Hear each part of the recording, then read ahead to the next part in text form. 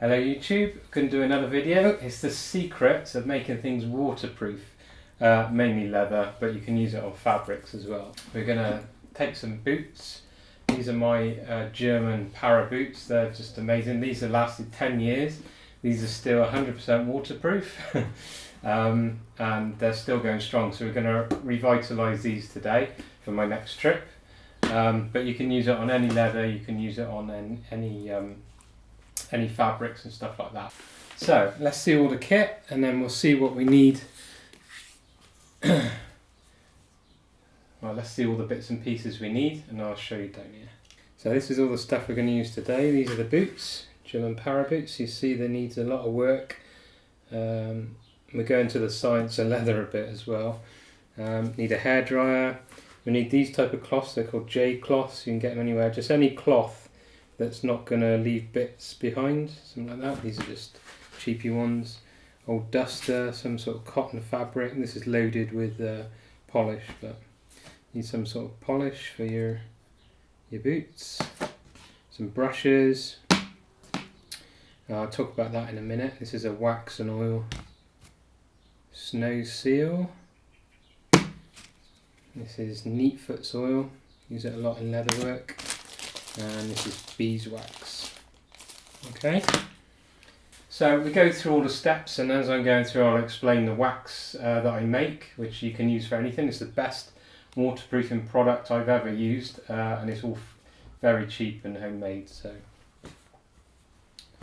I think what we'll do is we'll go through the wax first and then we'll go through the process. This is the wax. You can see I use it all the time, it's hardly gone down. So this will last years, this amount. This is just a jam jar. And this is next to nothing to make. So some people use this stuff called Snow Seal. This is especially popular in America. It's for waterproofing boots. And this is just a soft paste. Looks very similar, almost the same. It has beeswax in it, it has oils in it, and things like that. So if you don't want to make your own, get some Snow Seal or some Dubbin in the UK. There's stuff called Dubbin. I'll link a picture because I haven't got any here, but I'll link a picture now. And you can get this in Sainsbury's or supermarkets, things like that. It's basically a tallow and oils, very similar to this, using different waxes, obviously. But yeah, it's good stuff. So to make your own wax, waterproofing wax, what you do is you get some oil. I use Neatfoot's oil. You can get it in horse tack shops. They use it a lot for bridle leather and stuff like that. It's really good. My father used it for many years. I've seen people use it for years and years and years on leather work, outdoor leather work for equine bridles and saddles, stuff like that. So get some Neatfoot oil. And buy some beeswax, just real pure beeswax. You can get it online, 100% beeswax. It melts at a higher temperature, that's why you want the beeswax and not paraffin wax. And it's all natural, so that's good. And I'll just bring you in. So this is like a paste. You can make, because you make it yourself, you can make it any texture you like, from very, very runny right up to a solid, depending on the mixture. So this is a very firm paste. And to get that, I use 50% oil with 50% beeswax. You melt it in a double boiler, pour it in and let it cool, and that's what you get, oil-infused high temperature wax. And that's what we use for waterproofing. It is amazing. So that's your homemade wax. So I hear a lot of people say, well, leather's waterproof anyway. I got it on my skin and that's waterproof. So leather isn't waterproof at all. In fact, it's the opposite of waterproof. It absorbs water. The only reason it's waterproof on your skin and on animals and things is because leather is just like a sponge. It's loads and loads of holes, loads of cavities with a thick layer skin on top.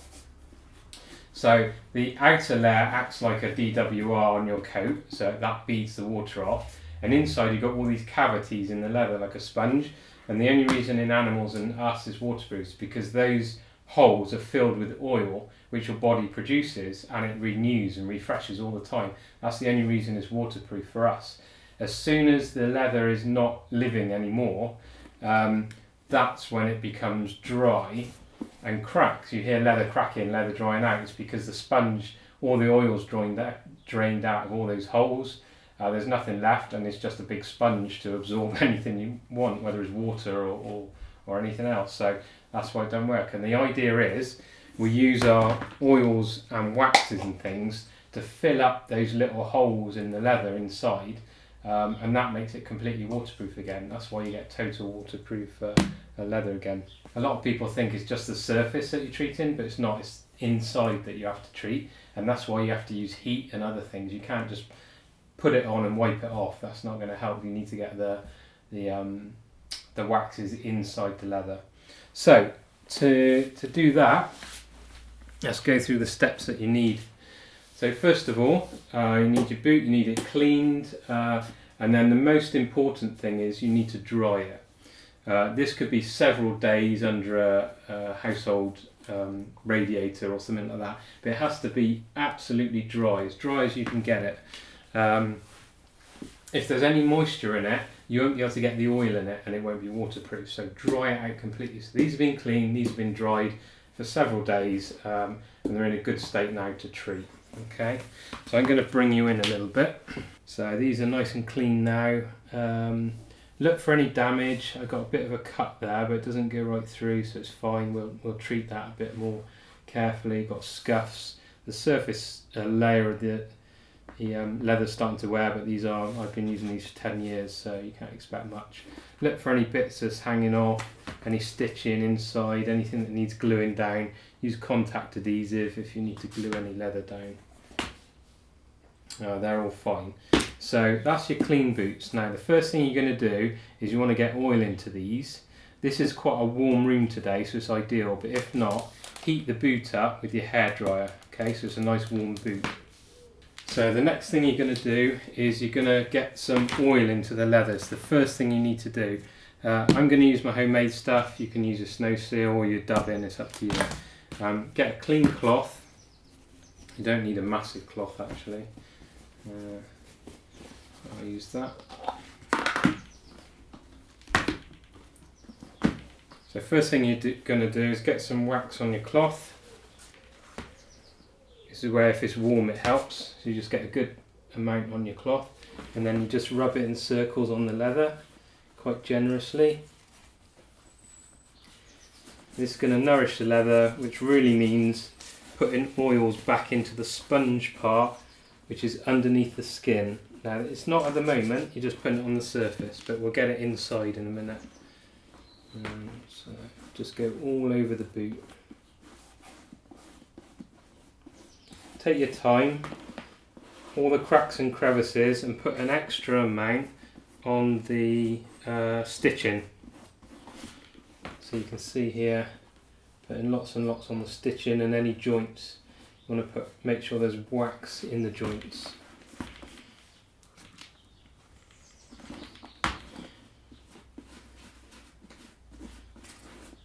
Plenty on.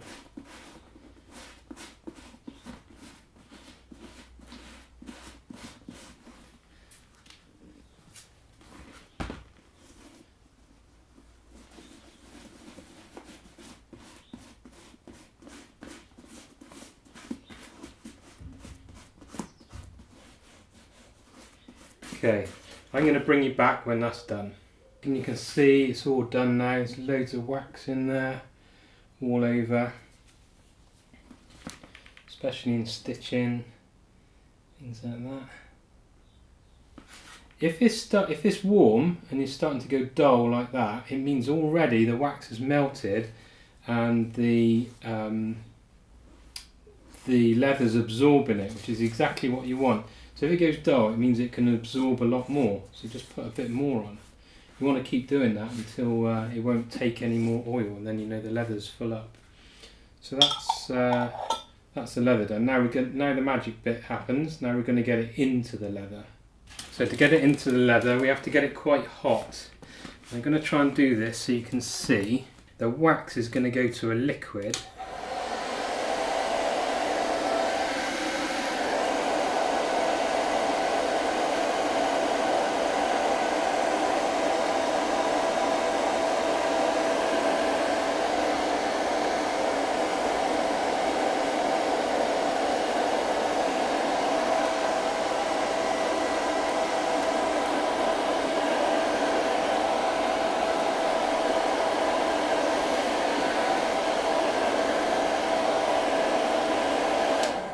There, you can see the wax has gone to a liquid now.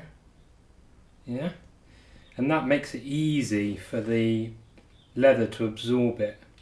So you just let it go through a liquid and then just wipe it with a cloth just to get the excess off the surface.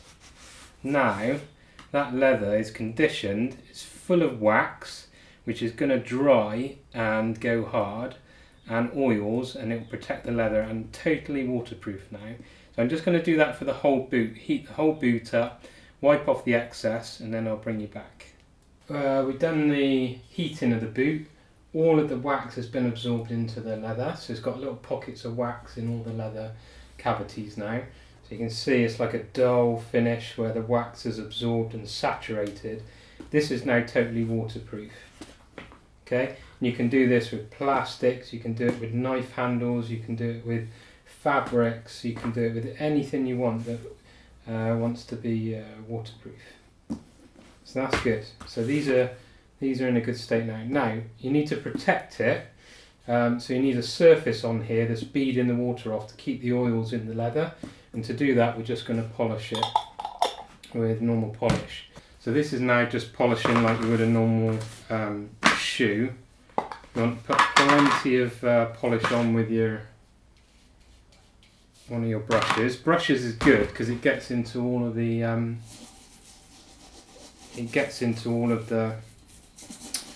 sort of stitching holes and stuff like that, and this will give you a nice surface to it that will protect the oils inside. That's the reason why you're doing it.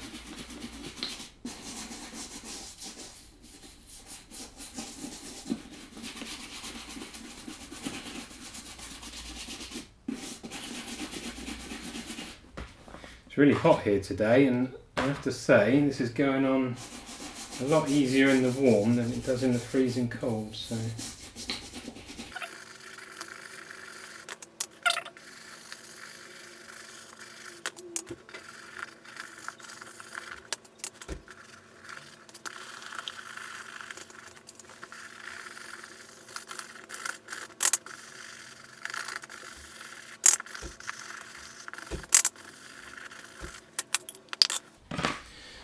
So now we've got all the polish on the boot.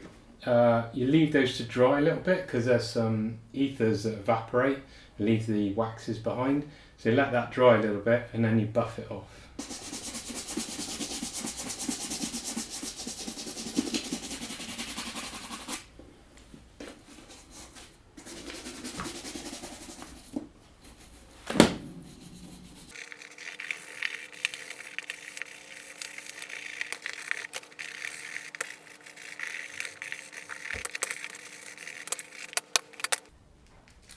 Okay, so that's the boots all buffed. You can see kind of a dullish surface, but now you've got a finish on here which will protect the oils in the boot. See? So to make it bead even more, just take a soft cloth and you buff that to a bit of a shine. Not super high gloss, but a bit of a shine, and you get more beading of the water as it comes off the boot. So just take a cloth, one use all the time because the more wax is in here the better, and then just circles to buff the boot.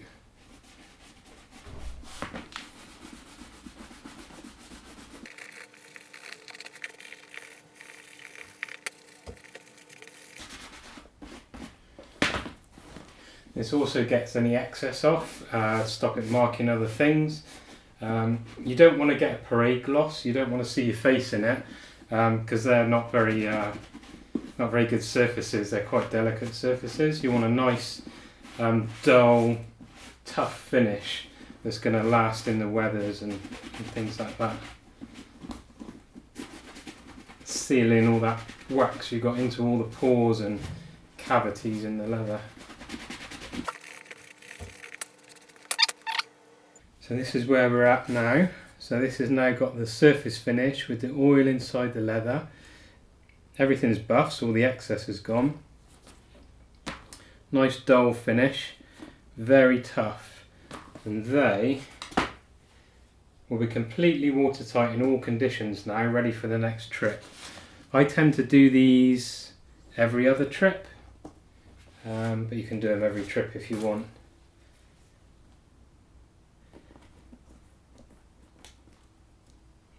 So that is how you waterproof things, whether it's boots or clothing or wax jackets, anything like that. Just put the wax on, heat it up, buff it off, and that's your normal fabric stuff. For boots and things like that, you want to get the oils into the pores of the leather, and then you need to seal it with some sort of sealer. In this case, it's just normal shoe polish. But you end up with a nice boot. These are as good as the day they were issued. Totally waterproof, ready for another outing. If you saw my video a few trips back, I was in heavy rain and wind for 6 hours or so, and my feet stayed dry. Many of the boots failed on the trip, but these were absolutely dry inside. I was wearing a waterproof sock, but I didn't need it because the inside stayed dry all day. So there you go. Secret and tips of how to waterproof stuff. Cheers, bye.